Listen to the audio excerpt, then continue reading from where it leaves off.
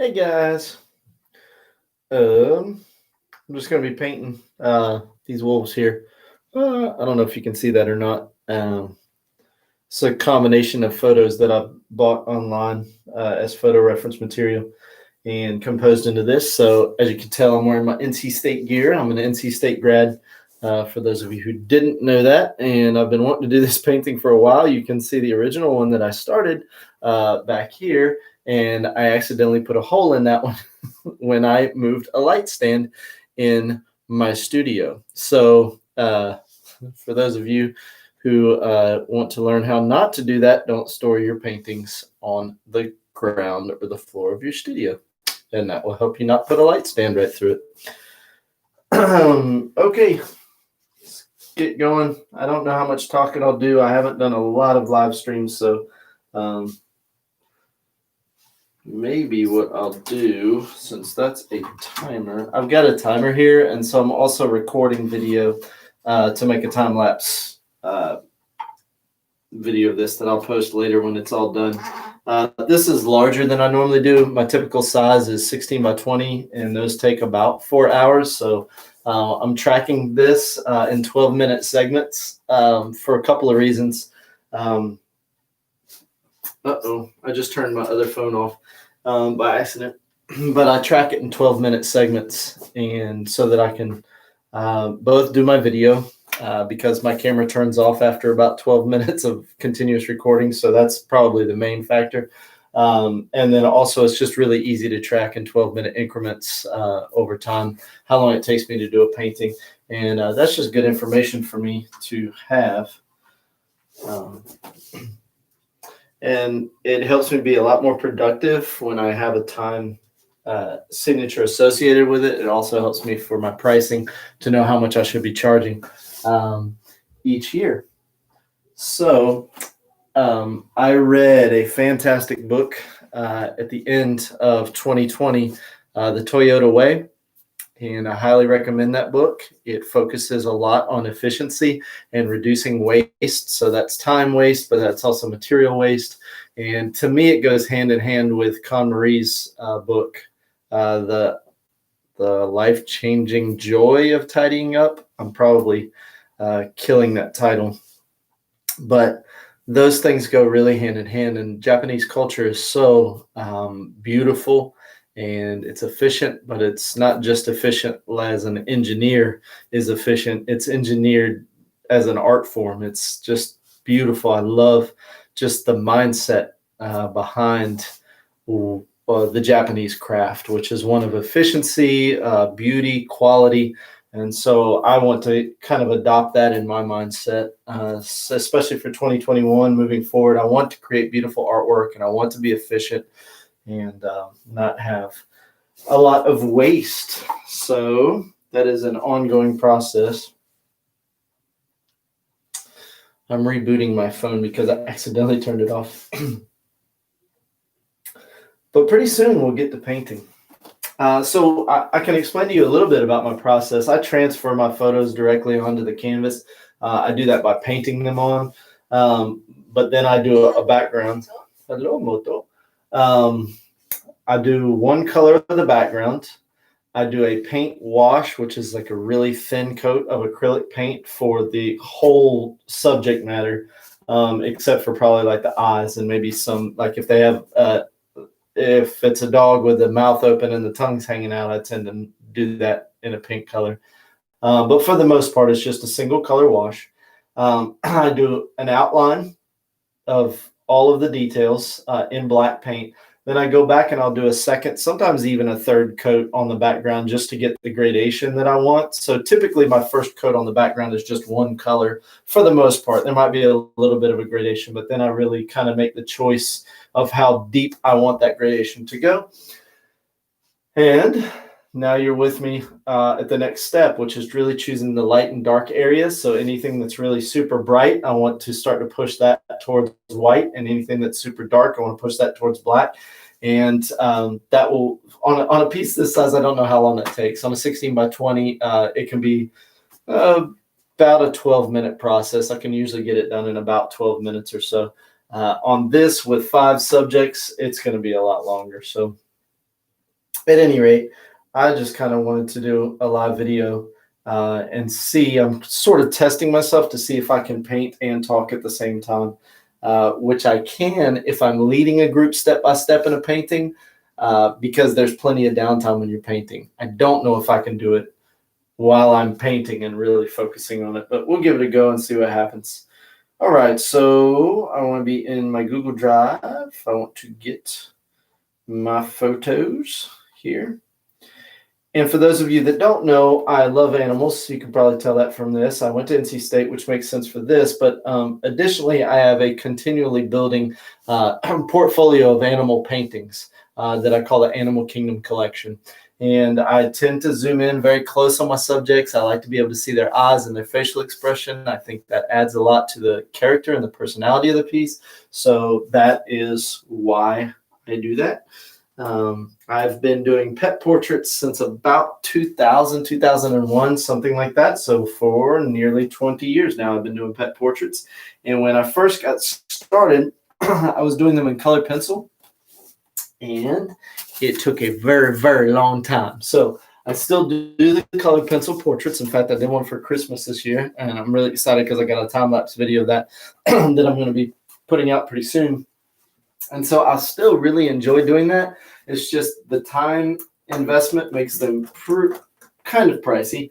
And I still think they're a really good value, but not everybody's willing to fork out the money that it takes to get those. And so the acrylic painting works a lot better, still captures a great personality of the animal, and allows me to serve a lot more people. So I'm excited about that. I love setting up live painting. Obviously, we haven't been able to do any of the craft shows for a long, long time. It totally changed the way I thought about marketing my business, because before 2020, I would just go to these craft fairs. I would set up, I would paint in front of people. I'd have my business card there and my fan club email list, and people would come by, see what I did. It made a lot of sense. Oh, you paint for my photographs? Yes. And we'd have a great conversation.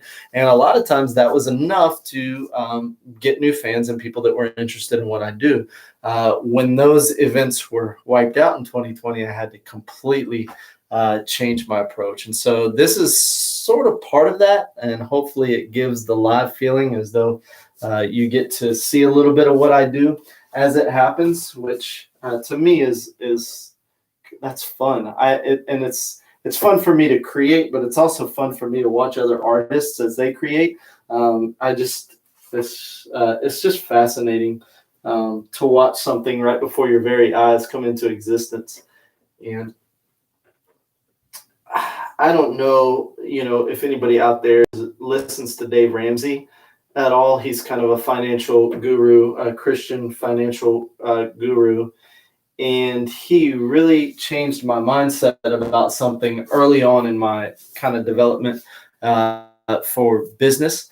And my mindset used to be that there is this economy and it's like a big piece of pie and we each get one slice of that pie. And so you're working and you're fighting and you're competing almost against other people for your portion of the pie. And that's actually not accurate. And what is actually true is, much like a painting, you are creating an economy. So this at one point was a canvas and some paint, and through my creativity, I'm able to produce something that is more valuable than just the sum of the parts, right? This hopefully is more valuable than just a tube of paint, a paintbrush, and a canvas when I get done with it. And what I've done is I've created value. I've added value. And so that is much more in line with kind of my belief of just how I live my life, how I see things. We are constantly improving upon and creating things for others to serve other people. And when you're doing that, you're actually building and producing. You're not taking away from other people. You're not fighting against other people for something. That's not to say that there isn't competition in business. There is. Certainly people are going to have a choice between one item and another, and there'll be multiple providers of similar items. But I think art is a great parable for how each item, even within the same, like, there are multiple paintings of wolves out there that you can get, but there is only one like this. And there is one customer out there that hopefully will want this painting, and it will be worth it to them to purchase it. And then they get to enjoy it. And in that sense, I've served that need. Of course, there'll also be prints. So anybody who loves this and would like to spend a little bit of money to have it in their home will be able to do that. None of those things were possible when this was just a blank canvas sitting in the store. And so in that sense, the economy gets created. And I love thinking about it that way. I feel like it's a much healthier way to look at it than I used to look at things. And it also frees me up to create. It's much more inspiring to create now with that mindset. So it's exciting. All right, I'm going to go ahead and start my 12-minute timer here. I finally got my paint going. I've got my photo here to look at, and I'm going to start this camera, which does the time lapse. And I wonder if I have, yeah, I think that will be all right. We're going to give it a try. This guy has a very bright white fur for the chest, so we'll just kind of start with that. And I'm just got normal white paint. I use a mix of kind of student grade and professional grade paint. And the reason why I do that is because the student grade paint is only student grade because of the thickness of it. And so with a student grade paint, you need a couple more coats than you would if it were professional grade paint. However, it is much easier to build layers using the student grade paint. So I can keep the details that I love and slowly build up till I'm ready to really put in that thicker, more opaque layer that will kind of come at the end. So I may have to put my picture over here because I can't. This is new for me doing live. You'll have to forgive me. Bear with me. New doing live and trying to also film for the time-lapse video. And maybe I'm trying to do too much at once. Sometimes I do that in the new year. I get really, really ambitious about all the great things I want to do and have to be brought back down to earth. So maybe that's what's going on here. But I already love the way the white pops off of the gray. So I love doing a gray wash even on white fur because the gray wash is just like when you draw with a white colored pencil on a gray piece of paper or a brown piece of paper. There's just such a great feeling of brightness to the white when it goes down. It's so great. Obviously, if you're just painting white paint on a white canvas, there's no impact at all. But once you've laid down that gray wash, you can pull in your white paint on top of it. It's just something very satisfying about that for me. Yes. So I'm a Wolfpacker, and unfortunately, our football team lost our bowl game against Kentucky. There were just a lot of opportunities, I think, that the Wolfpack had to do some great things, but we just it was tough. It was a tough ball game. Much credit to Kentucky; they did a great job, and we tried. But there's next year. There's always next year. All right. Let's see here. And we got basketball season coming up. So everything's been so different.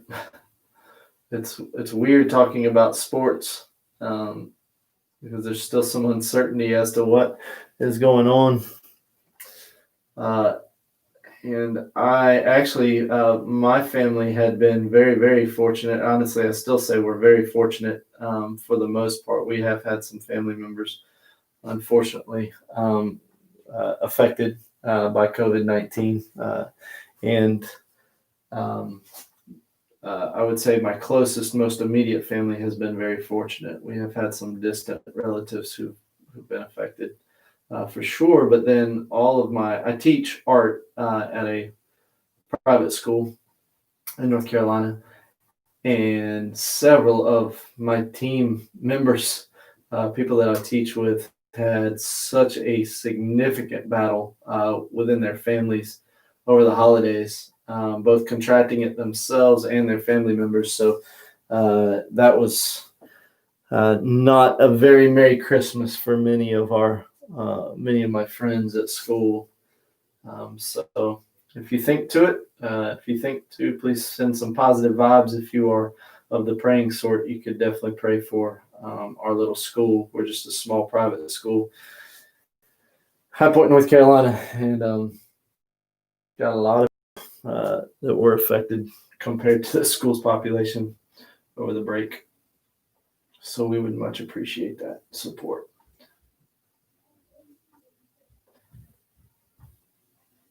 And I love teaching art as well. So if you would like to see more art tutorials on this channel, I have put some art tutorials on the channel, and some of them done fairly well, which is really nice. But I teach so much at school that I haven't put a lot of energy and effort into teaching outside of school. Not really because I'm burnt out, but just more to focus on my painting and my business. So this is a little bit of a side hustle, although I keep trying to build, and who knows what will happen with it. But I think it's good to have multiple ways to earn income these days. I don't think that I don't want to take anything for granted or get too complacent. Plus, I want to develop as an artist, and teaching helps me develop, and then practicing my craft obviously helps me develop. And so I just want to keep growing and progressing. So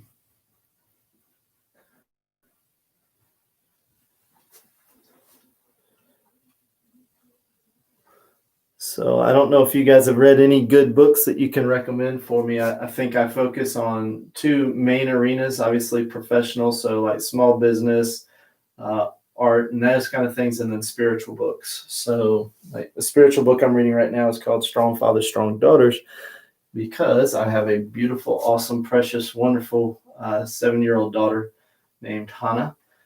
And that book is actually helping me really understand, because we guys are not always the most sensitive, not always the most in tune. And so it's just good to see and read and get perspective on that, and be reminded of how important communication is for our dads and daughters, dads and sons. It also applies, although dads and sons obviously have a different dynamic in a relationship. So I do not have a son, so that's not to say it doesn't matter to me. It matters a lot to me. I think that the family relationship is absolutely important. I think it's very crucial that dads are present and available.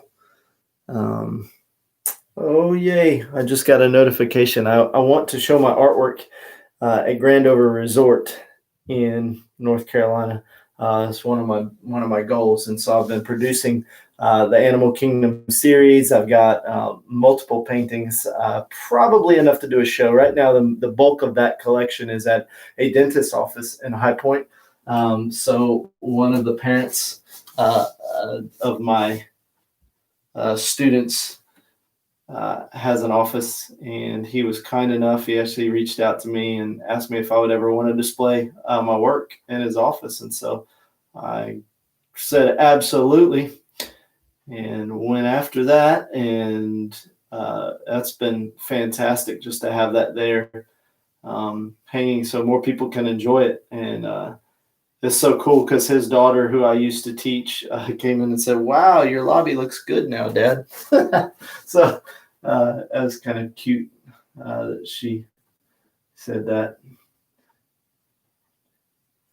Kids say things very honestly. But one of my big dreams is to start showing in some bigger galleries. And the Grandover just started a gallery. And if you're not familiar with Greensboro and the Grandover, it's the place where a good portion of the golf pros, when they come play at the Wyndham Championship, a good portion of them stay there. When the ACC tournament is in Greensboro, a good portion of the student athletes stay at the Grandover. So it's a great, beautiful, awesome hotel, golf course, spa, now an art gallery. and they have delicious food. So yeah, I would love to show my artwork there. I think that would be a big, a good thing, a good step for my business, and help get the word out there about what I'm doing. So the other thing that my business does, we like to help local animal charities. So we usually raffle off some custom pet portraits each year, like Pet Suites actually just did a raffle for one, and I think they're announcing the winner today, actually. So looking forward to that. And then, we've helped like the SPCA, some of the local ones here are Rough Love and Break the Chain Kennel Crew. All of those are awesome animal charities here in my local area. And we've done a couple of different ways to do fundraisers. We've done they'll just raffle off a pet portrait, and that's one way. And then we also do these paint your pet parties. So if you've ever been to a paint and sip kind of studio, we do one where I actually get your photograph of your pet, transfer it to the canvas, and then the canvas is sitting there when you come into the class, and I take you step by step through the process of painting your own pet. So that's a lot of fun.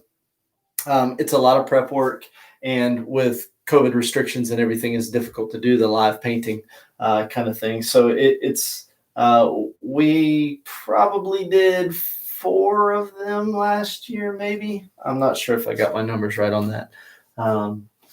But if we get a handle on this thing, if the vaccine proves to be as effective as it looks like it can be, and if the second strain of this is not as troublesome as the first, we may get back to some sort of normalcy and being able to meet together. We would probably open those options back up and do the paint parties. So we worked with North Carolina Therapeutic Writing Center.